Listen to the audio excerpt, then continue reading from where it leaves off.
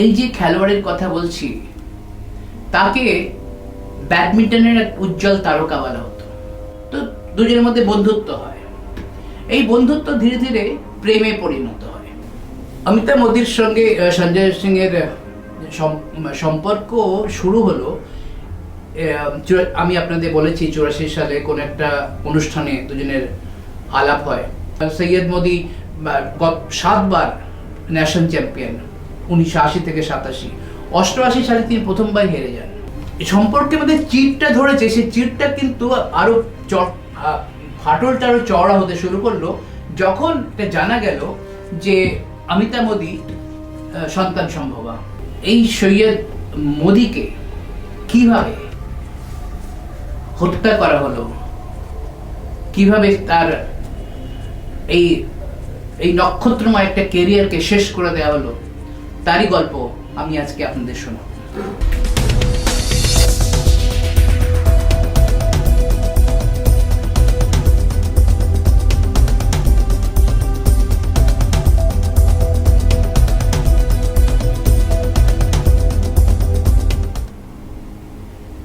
অমিতাভ মোদি একটা ডায়েরি লিখতেন সবসময়। সেই ডায়েরিতে তিনি প্রতিদিনের ঘটনা, সঞ্জয় সিং এর সঙ্গে তার সম্পর্ক, এসব পুরো নথিবদ্ধ করে রাখতেন।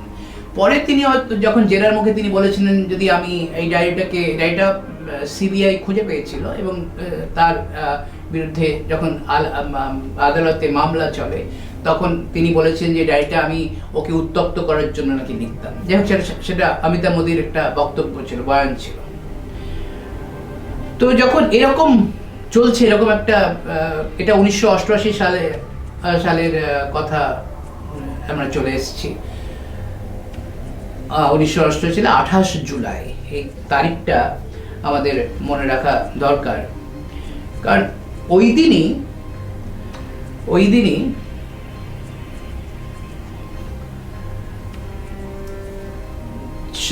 সৈয়দ মোদিকে,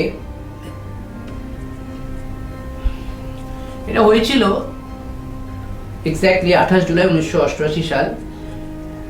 ওর মেয়ের জন্মের 2 মাস পরে মেয়ের নাম রেখেছিল ওরা আকাঙ্ক্ষা। এবং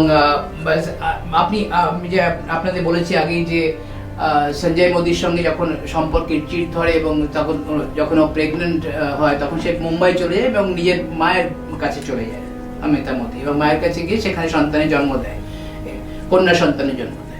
কন্যা সন্তানের নাম তারা রেখেছিল। সে হয়তো ভেবেছিল, মানে এটা ভাবা হয়েছিল যে কন্যা সন্তান আসার পর থেকে হয়তো সম্পর্কে জোরে লাগতে পারে সন্তানকে সামনে রেখে, কিন্তু সেটার জোরে লাগেনি। কারণ জোরে লাগেনি এই কারণে যে সৈয়দ মোদি এটা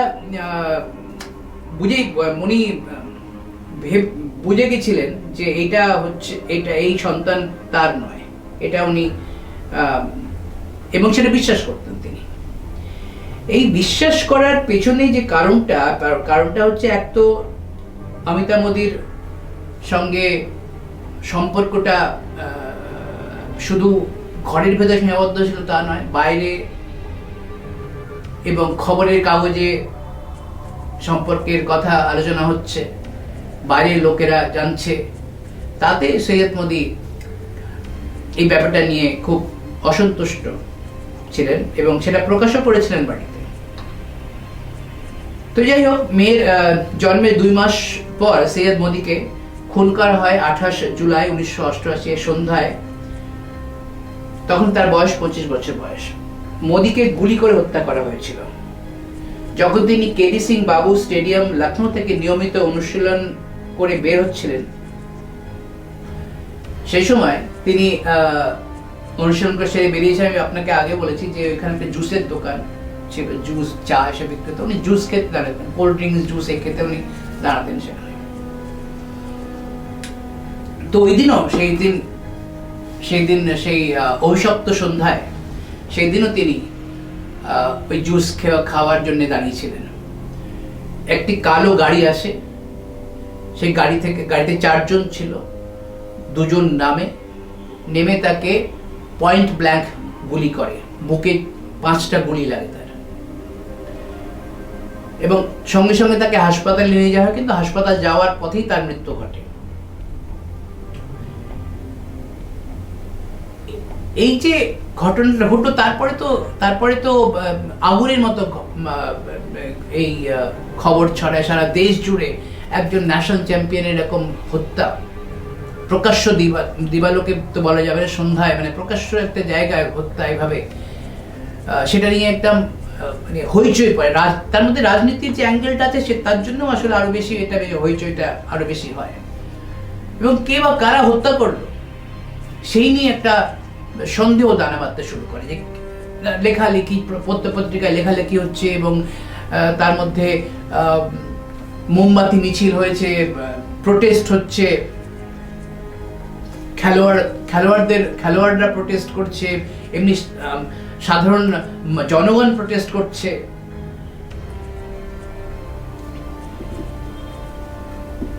সেই সময় যেহেতু এটা একটা হাই প্রোফাইল একটা মার্ডার, হাই প্রোফাইল একটা খুন, একটা অপরাধ, সেই জন্য এটা পুলিশের উপর মানে তদানীন্তন উত্তরপ্রদেশ সরকার এটাকে আর নিজের আওতায় রাখলো না, সিবিআই এর হাতে কেস মামলাটাকে দিয়ে হলো। সিবিআই তার প্রচুর রিপোর্ট দেখেছে, তথ্য সংগ্রহ করেছে, এবং তার বিভিন্ন রিপোর্টে উল্লেখ আছে যে এই সঞ্জয় সিং, অমিতা মোদি এবং আরেকজন বাহুবলী নেতা ছিল, তার নাম হচ্ছে অখিলেশ সিং, তে আবার রায়বেরেলি বাহুবলী নেতা বলে পরিচিত ছিল সে সময়। এই তিনজনের এটা ষড়যন্ত্র, এটা একটা প্রাইমারি রিপোর্টে সিবিআই উল্লেখ করেছিল।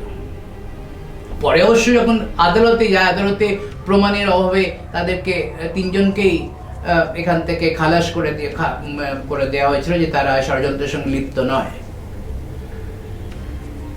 যেই চারজন গুলি করে গাড়িতে ছিল, সেই চারজনের মধ্যে একজনের নাম ছিল ভগবতী সিং, একজনের নাম ছিল বলয় সিং, জিতেন্দ্র সিং আর অমর বাহাদুর সিং।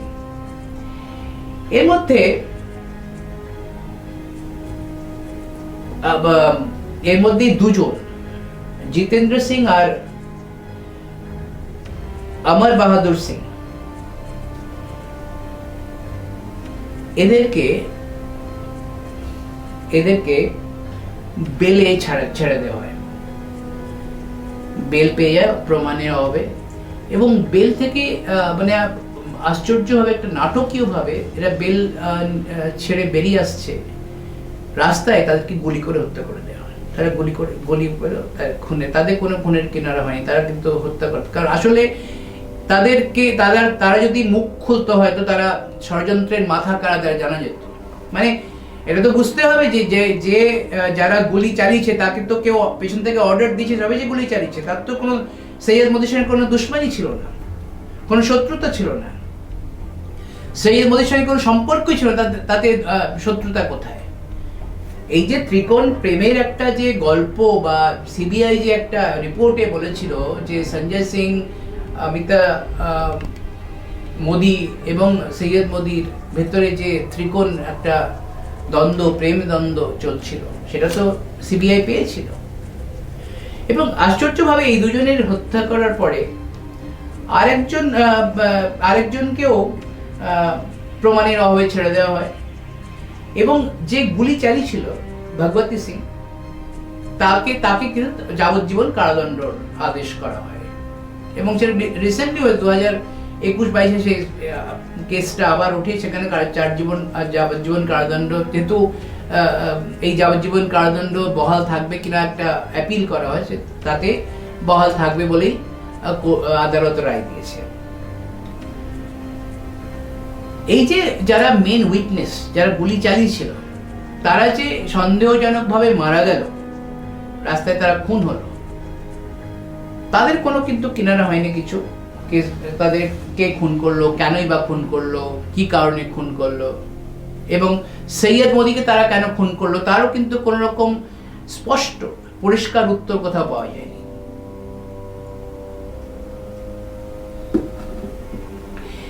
এখানে আমি একটু উল্লেখ করব যে সৈয়দ মোদি যখন সৈয়দ মোদি মানে যখন উনি ওখানে যেতেন কি বলে অনুশীলন করতে যেতেন, একটা স্কুটার ছিল ওনার কাছে, একটা স্কুটার তখনকার দেখলাম স্কুটার বা কিছু একটা ছিল, গ্রে কালারের একটা স্কুটার ছিল, তার নম্বর ছিল 2616। সেইটা করেই তিনি ওই সময় যে সময় উনি যে সময় খুন হন, সেই স্কুটারটাকে বাইরে রাখা স্কুটার, তিনি জুস খাচ্ছেন এবং সেই সময় তাকে গুলি করে হত্যা করা হয়। এই যে 4 জন উইটনেসের এবং মোটামুটি 7 জনকে এই চার্জশিটে উল্লেখ করা হয়েছে, তার মধ্যে সঞ্জয় সিং, অমিতা মোদি, বাহুবলী অখিলেশ সিং, আর এই 4 জন বালাই সিং, ভগবতী সিং, অমর বাহাদুর সিং আর জিতেন্দ্র সিং, মানে 7 জন মোট তাদেরকে এই খুনের পেছনের হিসেবে তাদেরকে, তার মধ্যে 3 জন তো প্রমাণের অভাবে ছাড়া পেয়ে গেল, সঞ্জয় সিং, অমিতা মোদি আর অখিলেশ সিং। অন্য 4 জনের মধ্যে 2 জন মারা গেল, একজন কি বলে ছাড়া পেয়ে গেল প্রমাণের অভাবে, আর যার যাবজ্জীবন হলো ভগবতী সিং, সে রয়ে গেল সে জেলের মধ্যে। এই যে এইখানে যেহেতু একটা হাই প্রোফাইল কেস, সিবিআই বা যে আমাদের গোয়েন্দা সংস্থা যারা, তাদেরকেও কিন্তু তখন ভাবতে হয় হাই প্রোফাইল কেসটা কিভাবে ডিল করবে। অমিতা মোদি গ্রেফতার হয়েছিলেন, সঞ্জয় সিংও গ্রেফতার হয়েছিলেন, কিন্তু তারা ছাড়া পেয়ে গেল প্রমাণের অভাবে। এবং সৈয়দ মোদি যে এটা সন্দেহ করতেন যে অমিতা মোদির সঙ্গে সঞ্জয় সিং এর একটা সম্পর্ক ছিল, বিবাহ বহির্ভূত সম্পর্ক ছিল, সেটা প্রমাণ হলো কখন, যখন ছাড়া পাওয়ার কিছুদিন পরে একটু যখন গুঞ্জনটা কমলো, তখন তারা কিন্তু বিয়ে করেন। সঞ্জয় সিং অমিতা মোদিকে বিয়ে করেন, অমিতা মোদি তখন অমিতা সিং হন। এবং এই যে রাজ পরিবারের গল্পটা, রাজ পরিবারে এরা এই সঞ্জয় সিং একসময় জনমোর্চাতে ছিলেন, তারপরে কংগ্রেসে ছিলেন, তারপরে তিনি বিজেপিতে যোগ দেন, বিজেপির রাজ্যসভার সাংসদও হন। এই সঞ্জয় সিং অমিতা সিং এর প্রথম স্ত্রী গরিমা সিং এবং অমিতা সিং, এখন অমিতা মোদি, এখন অমিতা সিং বর্তমানে, তারা লোকসভা নির্বাচন লড়েছেন। দুজনে ওই একই রাজমহল থেকে সে নির্বাচন লড়া হয়।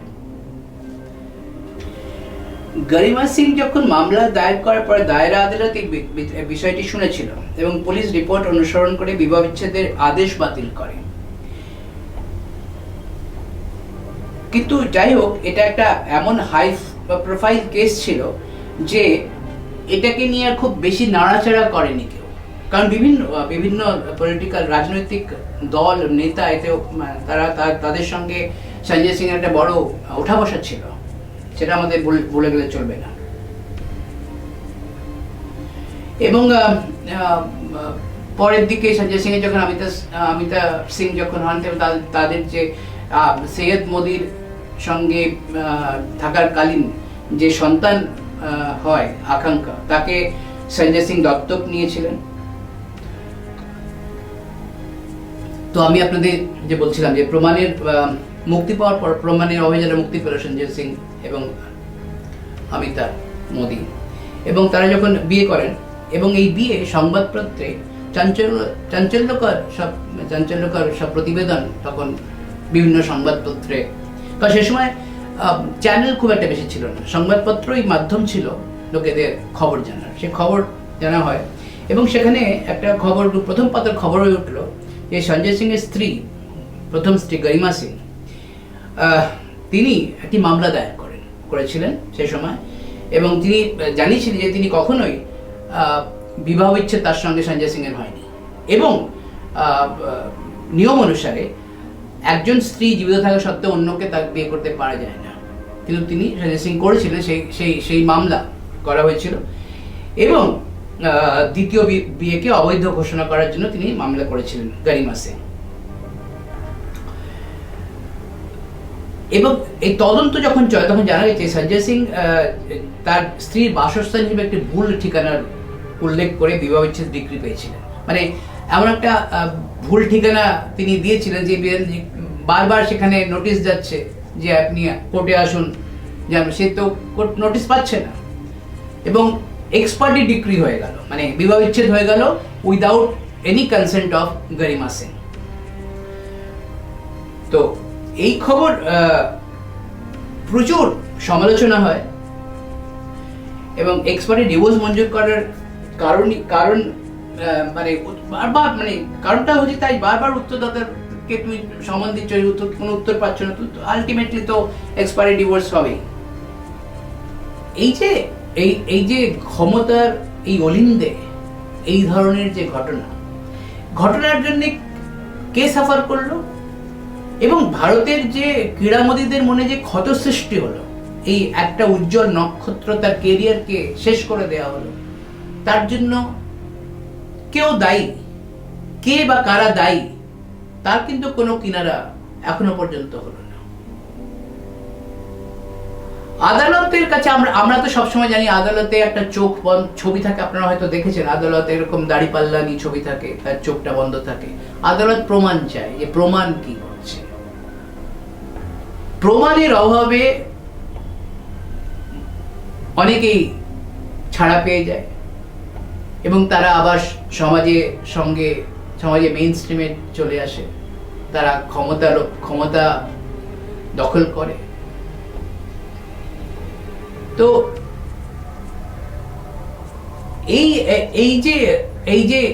এই ধরনের অন্ধকার জগৎ, রাজনীতির একটা অন্ধকার জগৎ আছে, এই জগৎটা খুব ভয়াবহ।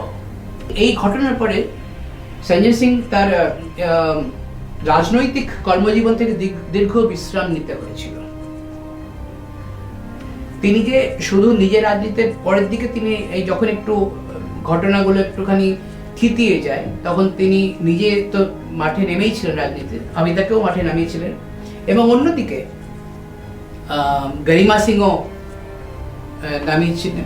এবং তার যে গরিমা সিং এর মানে প্রথম তার যে পুত্র বিক্রমাদিত্য সিং, তিনি একবার দাবি করেছিলেন যে এই সৈয়দ মোদী হত্যা মামলাটা কি আরেকবার ওপেন করা হোক, আরেকবার সিবিআই কে দেওয়া হোক। তার কোনো পাওয়া যায়নি যেটা মামলাটা আবার ওপেন করা হলো কি হলো না, কিছুই এখনো সেগুলো কোনো ক্লিয়ার নয়, স্পষ্ট নয়। তো যাই হোক, আপনারা শুনলেন এই গল্প, রাজনীতির অন্ধকারের গল্প। এই রাজনীতির অন্ধকারের গল্প আমি আপনাদের সামনে আরো নিয়ে আসবো, বিভিন্ন দিক থেকে দেখবেন যে এই রাজনীতিতে অন্ধকার দিকটা কিরকম। আমরা সবাই রাজনীতির মারপ্যাঁচ জানি, রাজনীতিকে ওকে ল্যাং মারবে, সে তাকে ওই করবে, কিন্তু রাজনীতির এই যে অন্ধকারময় জগৎটা, সেটা আমরা তুলে ধরবো আমাদের অন্য রাজনীতির গল্পের মাধ্যমে। আজকে এই পর্যন্তই। আপনারা সবাই ভালো থাকবেন।